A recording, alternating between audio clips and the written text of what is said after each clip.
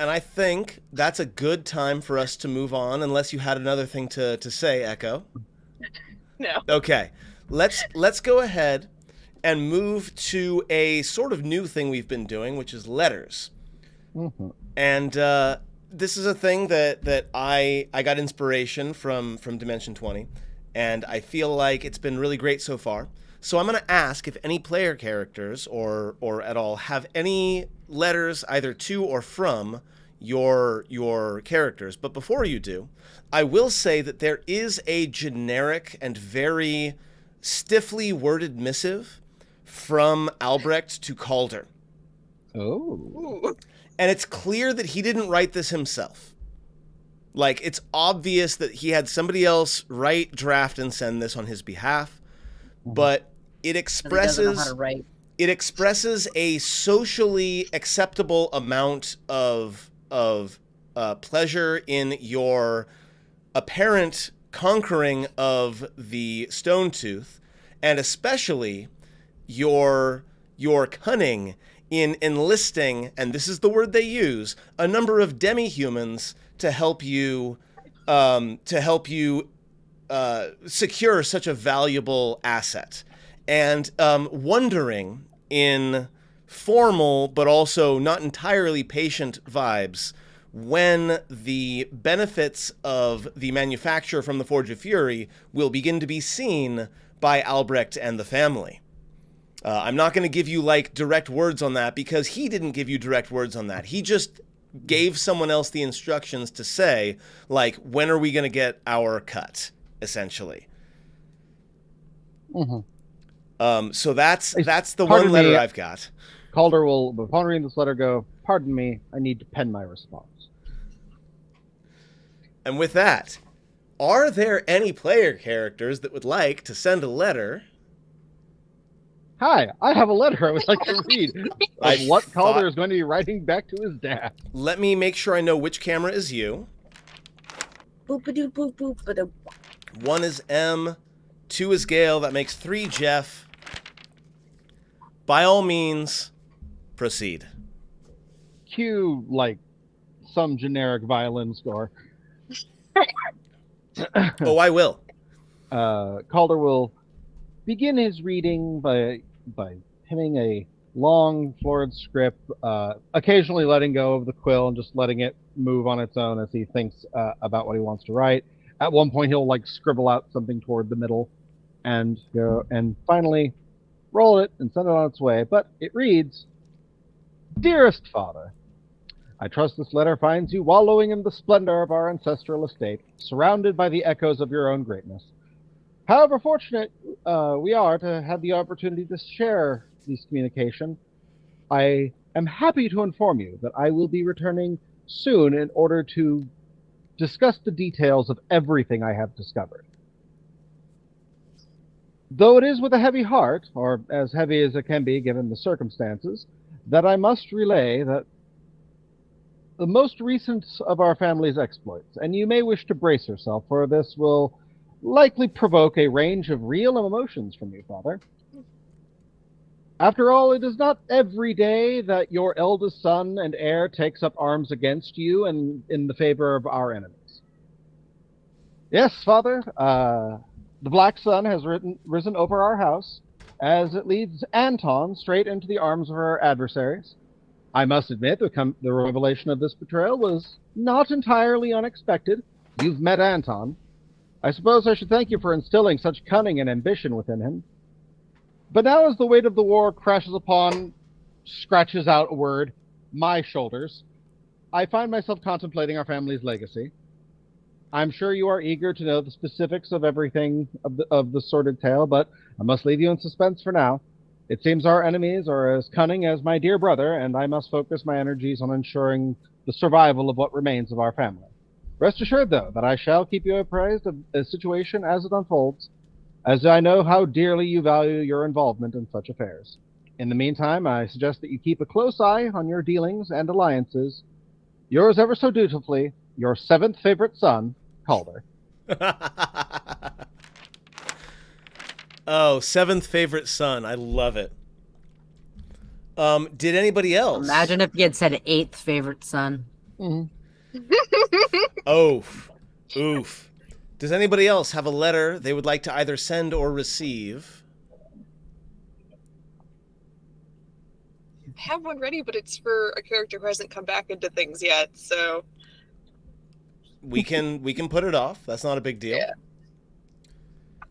Yeah.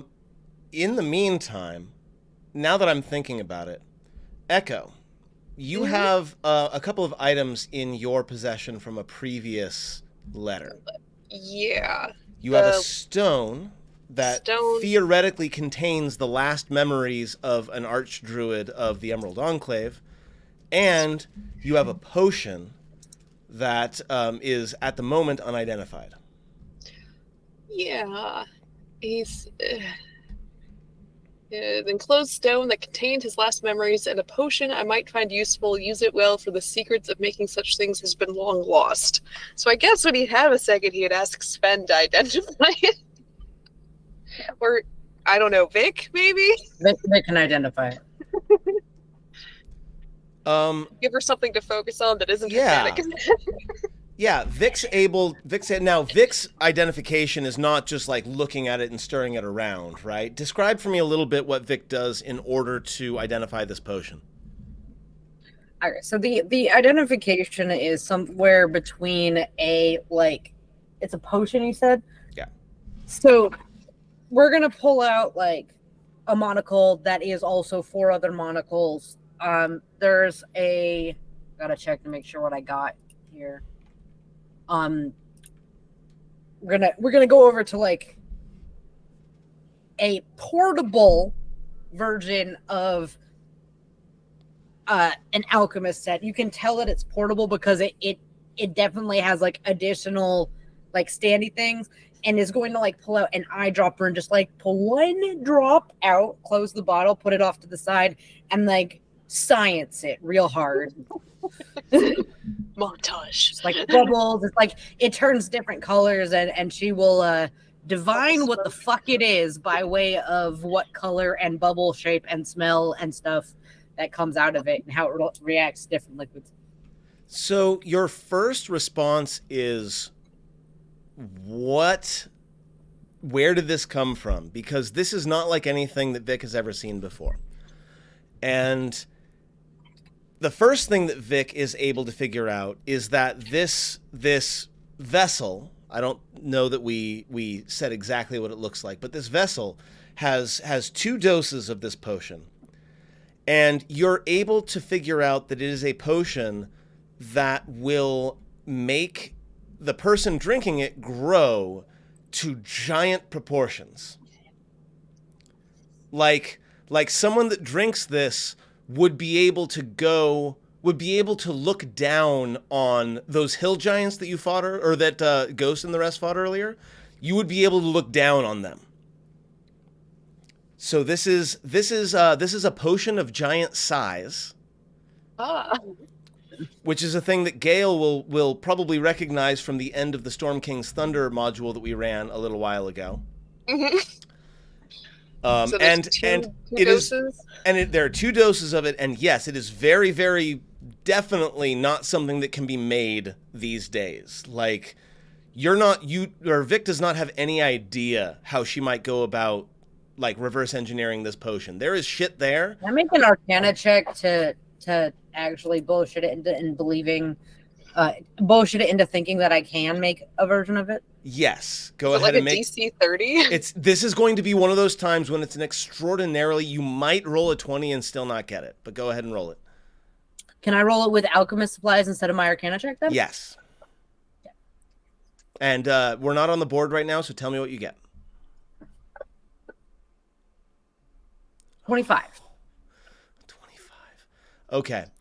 I'm going to say that I'm okay with a no answer. I want to be clear here. I got a 12 and then I got a plus 13. Yes. Well, that's the thing about this, right? I'm going to give you a no. You're not going to be able to duplicate this potion. But I will say that with the knowledge that you gain from studying this thing, you're probably pretty sure that you could make like a giant strength potion if you had the supplies. Or a potion of enlarge reduce or something. Or something along those lines. Yeah, this is a legendary potion. You're not going to be able to make it yourself, but you are able to at least infer how to make some of the similar but not quite as powerful I'm potions. gonna find a way to make an embiggen potion, except instead of as a potion, it's like belt.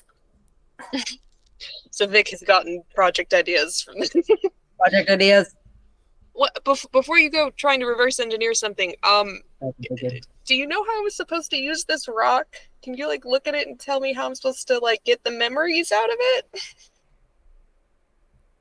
Yeah, can I poke at the rock? What rock is this? What? This is the rock from Vesper that supposedly has his last memories in it. Vic, this is Hook not it up how to my this TV, is right? not how I expected this to go. Vic, when you begin to identify it, your consciousness fades for a bit, and you begin to see through the eyes of Vesper. Okay, I'm gonna pull myself out of that, and I'm gonna go just attune to it. Oh, okay.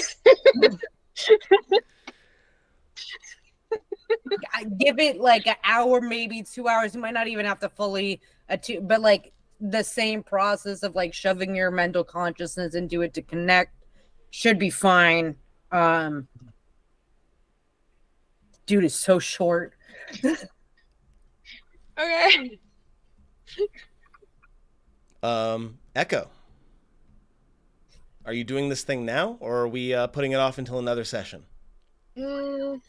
Open with it. Nah, I think he's curious about it. He would, after learning like the rarity of like the item that he left behind for him, Echo wants to find out why and what led to him like leaving this for Echo instead of using it in his fight. So you sort of semi-attune. It's not an attunement item, but you sort of semi-attune to this. I think he sits and meditates with it. And you see, first off, you don't know what Vic's talking about. Vesper's way taller than Echo is. And as Vesper is as you start to see through his eyes, you immediately hear the crunch of like buildings being destroyed. And you quote unquote Vesper looks up and sees this massive creature covered in these huge vines wrapped all around it. And as you look, the thing turns its head, opens its mouth, and this brilliant beam of energy like shoots out of its mouth and leaves a wide furrow in the street and knocks down a couple more buildings. And Vesper turns to look at a character that you're not familiar with, someone in plate armor with a large hammer. And the two of them share a look, and Vesper says, "You know, we will not survive this." And the unknown character says, "Yes, but perhaps we can save some of those who are fleeing below." And then you get the sense that Vesper nods and hands over the very same flask that you're handing, or that you're holding on to right now. And the armored figure takes a swallow and begins to grow. And then Vesper himself takes a swallow and begins to grow.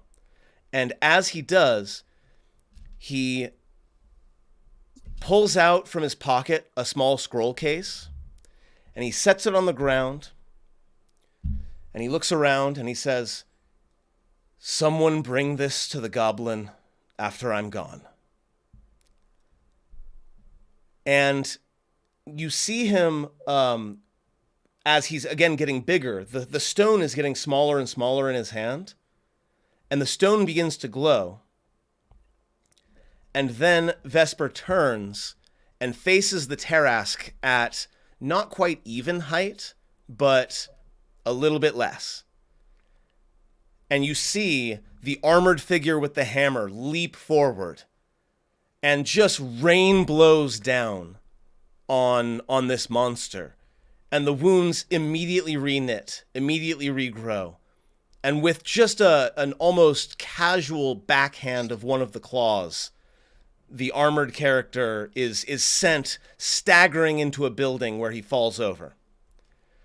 And Vesper, your vision changes, and his arms are now large furry claws. But you're still standing bipedally, oddly enough. And the claws are more feathered than furry. And in fact, given what you heard Calder talk about when he was hunting the owlbears, he has turned into a giant, monstrous owlbear. And the last thing that you see is the Tarask turning towards you as you leap forward to engage, not hoping to survive, not hoping to defeat it, just hoping to grab onto it and hold it long enough for a few more people to survive. And you grapple with it, and you hold on to it, and you're very quickly overpowered, and the last thing you see is the Tarask looking down at you, its mouth opening, and that very white light of the beam of energy coming out of its mouth just suffuses your entire vision, and then the vision ends.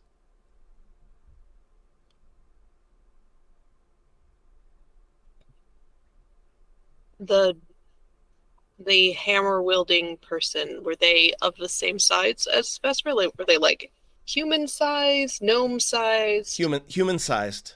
Okay. Until he took the potion. Yeah. At which point he was roughly the size of, you would say, probably a frost giant. Jeff? Petition to have owlbears officially changed from creature type monstrosity to beast, because it's dumb that they're monstrosities. This was partially a reference to the recent D&D movie, but also partially because you're right. That was always a problem. If they're going to as far as I care, if the movie says that it's a valid wild shape, that means it's a beast. Echo. There's a backstory book for that one. I will talk about it later. I know, but I'm just making fun of the movie. Echo will, like, as his senses come back into himself, like he was meditating, but he comes back and like, okay, that was a distressing vision, and he kind of takes a second to center himself.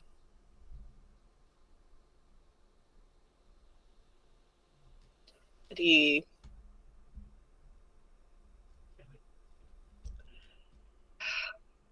looks back at the letter. And the last line of "The Emerald Enclave will stand ready to assist you" is quite literally the least I can do. And he doesn't know what the fuck that means or how he's supposed to contact the Emerald Enclave. Cryptic to the end. We need a druid. Oh.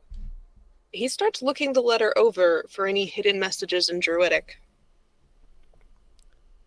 You speak Druidic now. Ooh. Give me some kind of intelligence check. History, Arcana, investigation. Give me something using intelligence. And tell me what the result is, because we're not looking at the table. They're all -1, so let's go with our Roll high. Echo.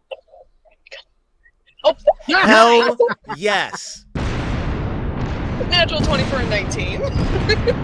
I love when you roll a natural 20 and the result isn't 20. What was it you were looking for? Any hidden message in in Druidic Druidic on it. Well, he's trying to figure out if there is some instruction on how he's supposed to get the aid of the Emerald Enclave. So you'll get two things. One, there is a couple of encoded messages in the text, and what looked like serifs on the font of his writing, like, become clear to you as a message. The first message is: the vines took some of our people. And the second message is, let's say, go back to where we last spoke. But again, it's very difficult to suss that out because fucking holding on to his secrets to the end. Mm-hmm. But you get the feeling that if you go back to that grove, That'll be the way to contact the Enclave. that is a way to contact the Enclave. So Welsh. Oh, cool. I want Pyre to accompany that. That will be a fun moment.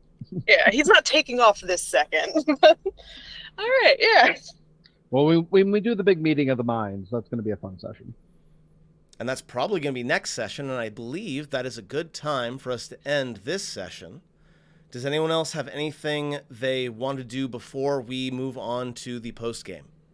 Calder was going to volunteer to to, escort like the first wave of patients to Silvery Moon because he wants to check in on Hyacinth and them. And Em? Oh, I want to do like a quick cut scene of Echo and Vic talking. Yeah, By I'd be all down means. for that. We got time. Yeah, because I figure Echo after the fact might like have hit up Vic and went like, okay, what the hell? I don't know if that's a thing that that Echo would have done, though. So He would definitely go back and be like, okay, it worked. I accessed the memories. Is there anything else that this rock is supposed to do, or was that kind of it? Like he asking her, just you know more about magic shit than I do. Sure, that should be fine. But like to clarify, out of character, I meant in relation to the werewolf thing. I mean, he's definitely like, I don't know if Vic can read it on him, but he's like she has a lot of scars on her, and he's just kind of looking at them every so often as he's talking to and handing over the rock again, and just kind of maybe not so subtly, like every time she talks, like looking at her teeth a little bit. He's not trying to be rude about it, but he is very curious. I feel like she doesn't have the normal levels of insight, but I feel like this is the type of scrutiny she's probably used to. So she would go, if you have a question, just ask it. Are you cursed? And if you are, do you want to not be? Yes and no. Okay, you are cursed, but you don't want to not be. No. Yes and no, I am cursed. Both yes and no. Do you not see it as a curse? It's not a curse anymore.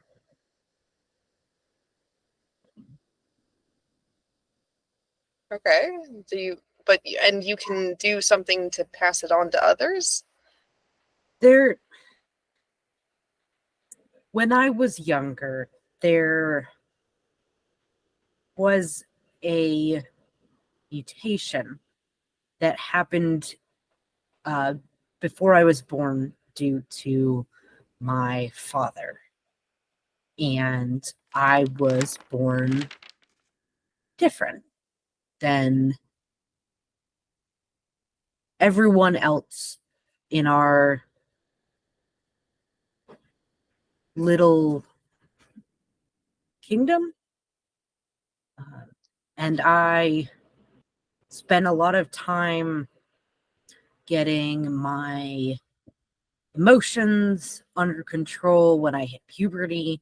And eventually it became so much that I was sent away to my fairy godmother's house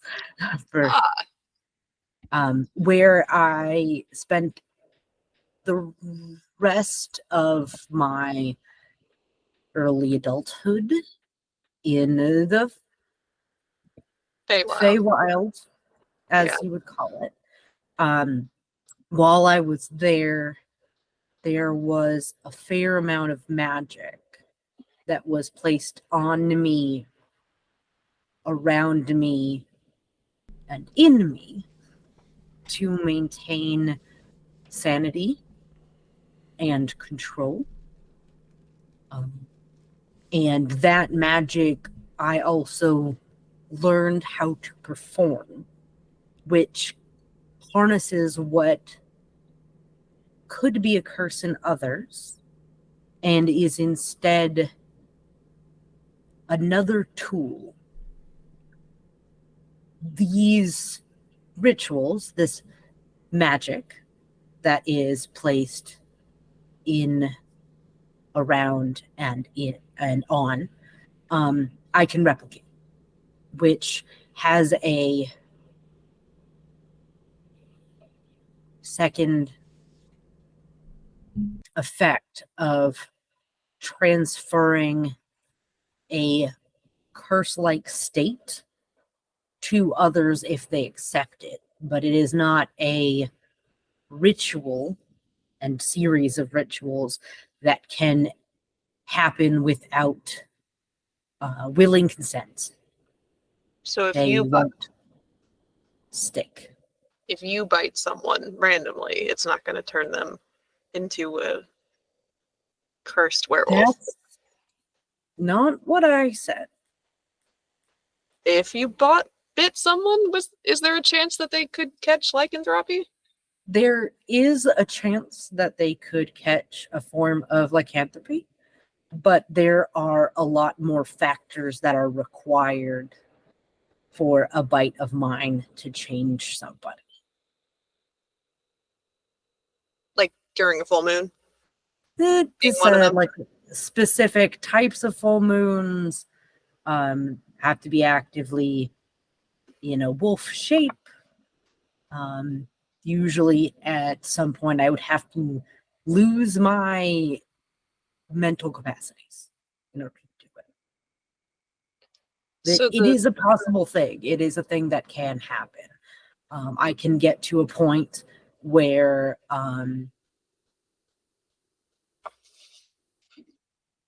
that can happen.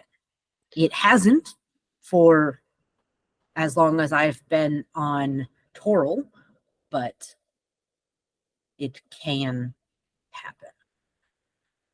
You said in your job that you hunt werewolves and rehabilitate the willing ones. Is that Yes. The rituals that I know can also be used on a previously cursed person. so you could To maybe pass I that along could to people who got bit this last full moon? potentially, if they're willing, if we have any in the camp, it's totally possible to help bind their Curse and make it more manageable? and at least at the very least let them maintain their sanity through it issues. There's a habit among those who are like me, who don't want to go down the active participation route, and would rather just maintain where they are while they cannot necessarily have it removed. If you have lycanthropy for long enough, it's incredibly difficult, if not completely impossible, to remove. And this can maintain their wits while they are in a state, which gives them the opportunity to be willingly bound and kept in a more docile situation, or at least stave off the insanity that comes with it. Is it okay if I tell Barnabas that so that he can know you have that ability while he's running the numbers on everybody that was injured by a werewolf in the last battle? Yes. That I can help. Yeah. I've recently come into more magic items that allow me to cure curses.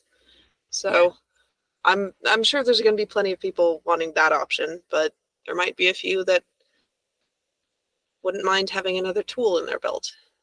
Well, the curse should be fine to be able to cure it before the next full moon, before a forced change, and before the devouring of heart's blood.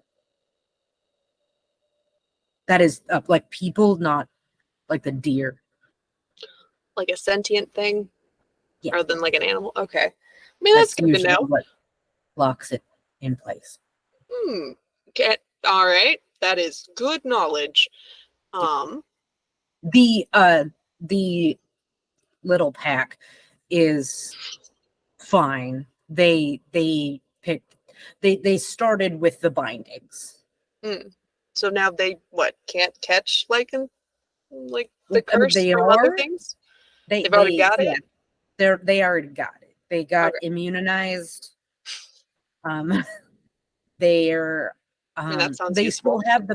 still have the possibility of like harming people, but it is significantly reduced. And they are going to be easily the most effective we have against other lycanthropes. They're getting training from me specifically for that reason. Well, that's reassuring. And sorry about calling this all to the attention of the king in the middle of the hall, but the last few days have been kind of hectic, and I was just remembering back to the fact that people were hairier and clawier than normal, and I saw that kind of already once the last full moon, so I just, I get it. There's a lot of curses flying around here. If you were to look for a curse on them, you wouldn't necessarily find one. It's good to know. Yeah. Or at least not one that could be removed. Okay. So. You said... Wait, hold on. One last question. You said the kingdom you were from before you went to the Feywild. What was that kingdom? The Kingdom of Flowers. Was that also in like the Feywild or another plane? It wasn't here. Wasn't here. Wasn't here. Okay. That just, good to know. The circumstances might not be great, but I like learning more about my friends, so thank you for talking to me. Yeah. I'll let you go now. Goes and tells Barnabas and Calder all of that. And let's go ahead and move on to our post-game show, because that was amazing, and I don't want to ruin that by doing any more stuff right afterwards. So we're going to go ahead and jump into that right now.